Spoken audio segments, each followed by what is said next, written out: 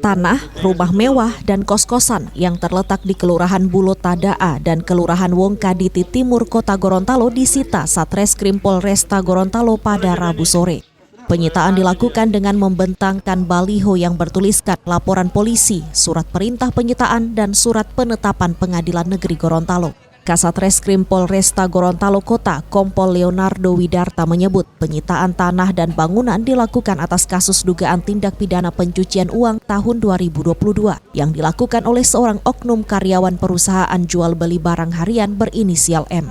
Leonardo mengungkapkan tersangka berprofesi sebagai sales perusahaan dijerat dalam kasus TPPU berawal dari laporan kasus penggelapan dalam jabatan karena melakukan markup harga barang perusahaan.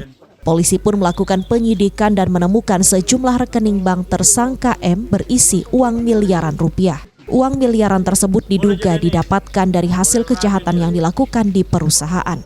Akibat tindak pidana pencucian uang ini, perusahaan mengalami kerugian 6,7 miliar rupiah. Yang bersangkutan ini Ibu M, saudari M, dia merupakan karyawan dari sebuah perusahaan yang mana dia ini istilahnya markup harga, naikkan harga. Jadi dari situ dia memperoleh keuntungan tersebut dia putar uangnya untuk bikin rumah, kos-kosan, barang-barang pribadi.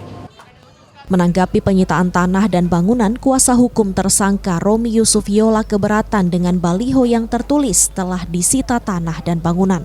Menurut Romi, baliho penyitaan tanah dan bangunan seharusnya ditulis disita sementara karena masih dalam rangka penyidikan. Tapi ada beberapa cara-caranya yang saya keberatan.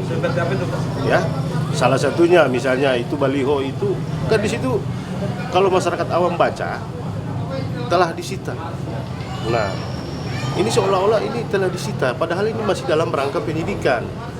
Nah, seharusnya disita sementara dalam rangka penyidikan. Ini bukan disita dalam rangka pengalihan hak, bukan. Ini cuma dalam rangka penyidikan saja. Selain M, polisi juga menetapkan 3 orang tersangka lainnya. Salah satunya oknum karyawan bank milik pemerintah karena diduga membantu tersangka utama dalam kasus tindak pidana pencucian uang. Mamat Kaida, Kompas TV, Gorontalo.